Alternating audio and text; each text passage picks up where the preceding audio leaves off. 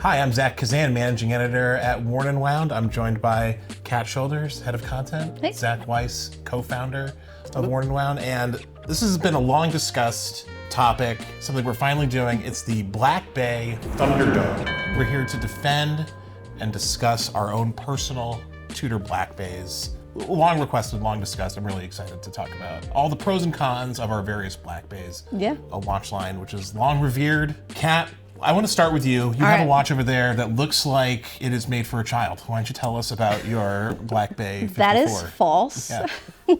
So I have the Black Bay 54. This is a watch that came out last year, 2023, at Watches and Wonders. Was a fan favorite. I'm going to say Indeed it was the fan favorite of the show. Yeah, I love this watch, and I think it's the best because it looks the best on a NATO strap out of the three that we have here today. I think it wears the best on a NATO and looks the best on a NATO strap. You know, I think actually I might have to give you a point there. Because it does look good on a NATO. It's undeniable that it looks good on a NATO. It's based on a vintage reference, an early Tudor dive watch that I think you would have almost always seen on a NATO probably. Yeah. So Kat, 1 point. Yeah. Yeah, I can also speak from experience because, hashtag my other Tudor is a Black Bay 54, my second Tudor. Zach, the Tudor that you brought to the Thunderdome is the Black Bay Pro, which might seem to have an edge given its professional status. I guess the rest of us are amateurs. Tell us a little bit about why you think your Black Bay is the king of all Black Bays. Well, I mean, there's an obvious reason, actually a double reason why this is the most superior Black Bay here, and that it's a GMT and it has a date complication. So you guys, you don't know what time it is other places, you don't know what day of the week, what's going on, you don't know. I got it all right here. Yeah. I'll never forget the day. That makes it superior because it just has higher functionality, greater functionality, and thus pro. You'll never misdate a check ever again. Yeah. Yeah, no, big problem. Signing checks, huge. No, I'll give that to you because that's a good point. You have a couple complications there for sure. So this is a watch that I've discussed quite a bit. Wrote a review on this watch, pretty extensive, a very widely seen video as well that I did discussing the finer points of my Tudor Black Bay Burgundy. This is the newer model released last year at Watches and Wonders at the same show that your Black Bay 54 was released. And this is the best because it's the original, but it's improved. It's a little bit better proportioned. It has a master chronometer certified movement. It harkens back to kind of like the glory days of Black Bay before we were saturated with all of these other very nice options. But it was a simpler time. It reminds me of a time a little bit nicer, a little more friendly. I do recall going to watch meetups back 10 years ago, and when one of the original Burgundies walked into the room, you're like, oh my God, guys, there's a Tudor here. This is really cool. These are not super available yet. Maybe it was a little longer than 10 years ago. And now, we look at this. We all have Black Bays. We can't even get away from it. The good old smiley Black Bay. Smiley. Yeah, if you have one of the original smiley dial Black Bays, I used to own one. A real sign of a real kind of like core enthusiast. Yeah, having owned a previous Burgundy smiley with the ETA movement inside, this is such an upgrade, and I love the 5-link bracelet on that one, I have to say. Yeah, I mean, I think honestly that's the other thing that really makes this watch for me, and why I think in an actual Thunderdome environment it would be the one to walk away is the bracelet. It's just it's so good. 5-link design, really great taper, and it doesn't have that. Sorry, Zach, that faux rivet. I love the faux rivet. Talk to me about the faux rivet. Defend the faux rivet. Well, it's more even than the faux rivet itself. It's the step taper that I'm really a big fan of. Yeah. This is a heavily tapered bracelet. I'm not actually a huge bracelet person, and really starting with this watch did I begin to really wear my watches on bracelets that came with bracelets, because this kind of got me used to it. It makes it's comfortable, but I also just think it's a more interesting take on the taper. I mean, it looks more refined. Yeah, I mean it's an interesting look, even if it's literally more brutal, because it's harsh angles. It feels somehow more refined.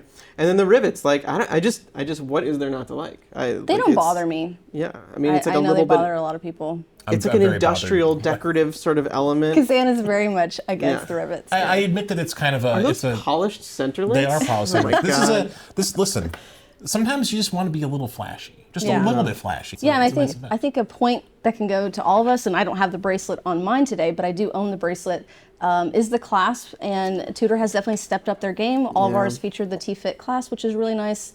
Agreed. The T-Fit clasp is fantastic, really great on the flight micro adjustment capabilities. The other thing I think is that's a point for all of us is the just sort of the dial layout and the overall legibility. These are all dive watches. Dive watches are designed to be legible at a glance, and these all kind of share similar, kind of hallmark dive watch characteristics.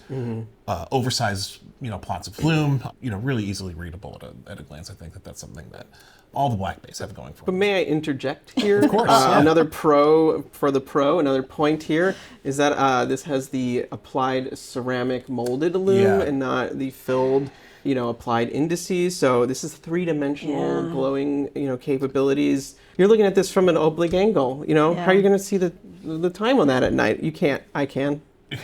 I actually I happen to love that. It's the one thing I'm missing on the Black Bay 54 is that style of lume, because it has an almost pad printed look, which I like from the earlier Submariner days, but it is extremely just functional as well. I have to give the point to you on that, because the lume on that is incredible, and I do feel that's kind of a shortcoming of the Black Bay 54. I just haven't been incredibly impressed with the lume capabilities on it, especially compared to like the old Heritage. I feel like they've downgraded a little bit on their lume, personally. Maybe they figure like when the kid who's wearing it goes to bed, they don't want the lume to be keeping them up.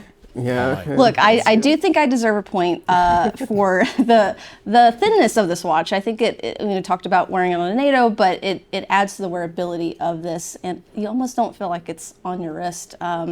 Adds to the vintage appeal of it. It's incredibly thin.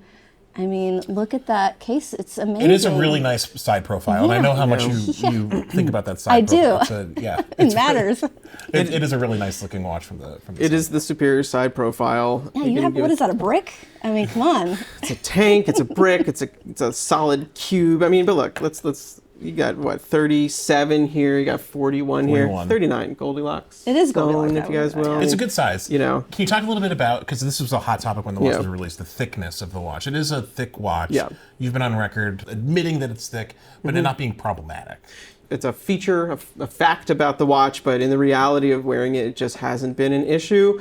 A con of this watch is less the thickness and more the weight. It is just a hefty watch, particularly on the bracelet. And then that kind of makes it almost seem like, oh, well, it's so thick and heavy or something like that. And I don't know, in actuality, it just isn't an issue. I don't know, it's 14.6 millimeters thick, which is certainly not thin, but it's also sort of like within sane numbers, like when you're hitting like 16 millimeters and things like that, you're getting like really kind of crazy. Try it before you think it's too thick, kind of thing. That said, the 54 wears like a dream. So it's a much more kind of like I would say the 54 is a more elegant kind of like refined experience to wear, and that is, I mean, it's the Pro. So it's like the Pro. You're doing Pro things. Elegance is not the top priority. Mine, of course, is kind of like the happy medium. I think this is about 13 millimeters thick, which is standard. Not super thin, but not. I don't think anyone could reasonably put this watch on and say, oh my God, it's so thick. The 54 and the 58 just always felt a little bit undersized for my wrist, and this feels like like the full flavor Black Bay, if you will. The bold. Yeah. Can I ask you, so you have the only master chronometer on the table. We just have lowly chronometers. How is that extra, second or two a day of accuracy affecting your life? It's had a profound impact on my life, I'm not going to lie. Just the level of satisfaction that I feel when I bring up time.gov and see that it's like a second off brings joy to my heart. Yeah. And you can't really put a price on that. So. Or you can. I guess maybe it's actually a couple $100 more than that. In any case, it's well worth it. There's a sense of security, I think, and like a sense of maybe like pride of ownership and knowing that you have a movement that's been like put through certain paces. But obviously, like the watches, I mean, these are chronometer certified watches. They keep excellent time. This is a chronometer certified watch, a little bit extra. Yeah. It's a cool thing. I think it's kind of interesting, just from like a Tudor bird's eye view of the brand, that like they did it for this watch and one other watch, and like they're going to keep expanding. So it's a fun thing to watch as an observer of the brand to see how they roll out. I think it's interesting to see like overall like the steps that Tudor's taking to kind of up their game, and really be alternatives to some of the larger luxury brands, Rolex in particular. I don't personally view Tudor as like poor man's Rolex. I know that gets thrown No, of around course a not. lot, but looking at this watch, the Black Bay 54, I've always been interested in a vintage sub, but haven't really wanted to buy a vintage watch. And this is like a happy medium of having a brand new watch that is the size and proportions of a vintage, Submariner on the wrist. And I think that's a huge benefit. I also think it's a great watch for women to wear because a lot of these dive watches, 41 millimeter, and 39 is not bad. This is not a dive watch particularly, but there's just not a lot of mid-sized divers in the luxury space right now. It's made me really happy to see this watch on a lot of women's wrists too. Yeah. Guys, I don't know. I've lost track of how many I points don't know. we all have. We're really bad at this game. I won. You're claiming victory. Listen, as the sole professional at the table, we'll let the audience judge for themselves. I don't think that's going to turn out well for me. Sorry. Well, guys, thanks so much for coming on and participating in our first ever Warning About Thunderdome. Maybe we'll do this again. Maybe we'll have an opportunity to put other similar watches through this sort of gauntlet, and maybe we'll actually keep score next time. Maybe. Yeah. Yeah, probably not. Thank you for joining us, and we look forward to seeing you next time.